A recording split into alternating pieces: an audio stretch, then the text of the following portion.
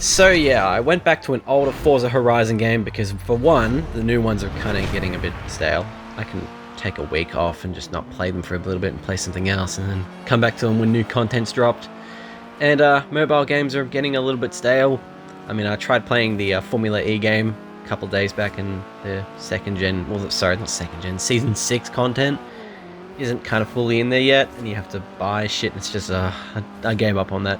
So I thought, well, I'll go back to some comfort food. I'll play Forza Horizon 2, and, you know, drive a dream car of mine, the Alfa Romeo Giulietta. Bit of a basic bitch dream car, if you ask me, but I like it. And I'm proud to admit that I like it, because, god damn it, look at it. It looks amazing. And it's got a really nice sound for a four-cylinder engine too, not gonna lie.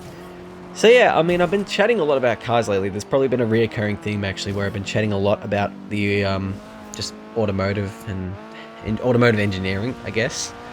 And part of that is due to the fact that I actually am starting an automotive apprenticeship in March. So there's that. So, life's getting in gear.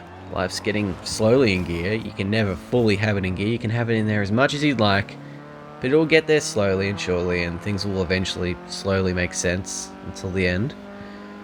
And the events of today has just been a little bit of a step forward in that regard. It's just been nice to just get that over and done with. And if I don't like it, then there's just other things I can try. That I can try at other courses and stuff like that, which, I mean, I'm in Australia, so I don't have to worry too much about student debt, unlike a certain, United States of America. So I can just find new things to try out if an automotive apprenticeship doesn't do anything for me whatsoever. But given my love for vehicles and stuff like that, ever since I was a young kid, I'd be surprised if it didn't really work out for me. But you never know. Sometimes these things can just not work. So yeah, so why am I going back to Forza Horizon 2 to play, the older Horizon game for one thing, and then to drive an exclusive car? Well, I can do that. I still have the games installed. I rarely uninstall anything on my Xbox anymore, unless I really hate it, which is almost nothing on Xbox actually now. I'm actually updating a lot of stuff on my PlayStation 4 because, well, I had to get a new portable hard drive for my PS4, and it's now installing a lot of games that I had to delete and then reinstall to get some stuff over, because transferring stuff from one PS4 external hard drive to the next is a bit of a pain in the neck.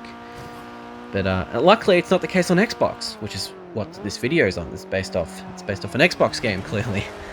And I gotta say, I love everything about this car, from just the looks of it. It's just got a bit of a quirk to it that, I mean, it's quirky, but it has a bit of a presentable look to it. It doesn't go too far over like some early aughts, Renaults and Peugeots. But it just has a gorgeous interior as well, and I mean, hot hatches have been doing a lot for me lately.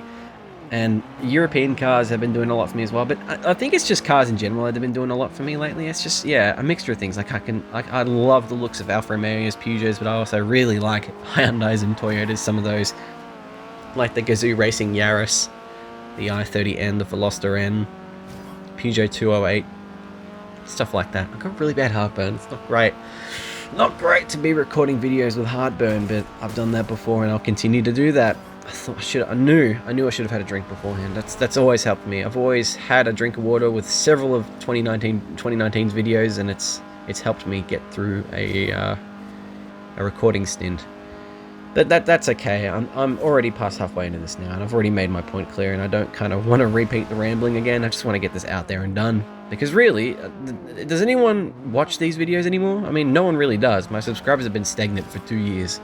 I've barely gained over 100 in the last 2 years. I've said this before, though, I'm pretty happy that I'm just kind of keeping it at my own pace and doing things my own way. It's just more relaxing that way. No pressure, really. So, yeah, I feel like I want to say more, but I'm not quite sure what else to say.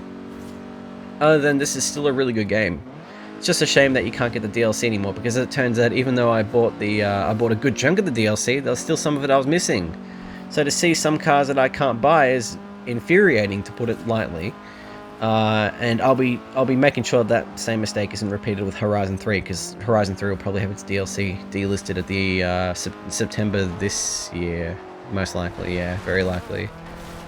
And I want to get that, because that game holds a lot of memories for me personally. It's very sentimental to me, because that game pulled me through a lot just because I was able to just there was just so many different things you could do in that game in terms of different cars you could drive in different races and all that. You could customize the hell out of things. It was just, and because it was based in, you know, my home country, I could just kind of just get lost in the environment and just appreciate everything that went around. And I ended up spending over 300 hours on that game. Horizon 4 I've spent more on just because I've been able to go back onto the reoccurring weekly content drops and just play that, and it's just been racking up over time. I mean, Rainbow Six Siege and Overwatch are my most played games currently.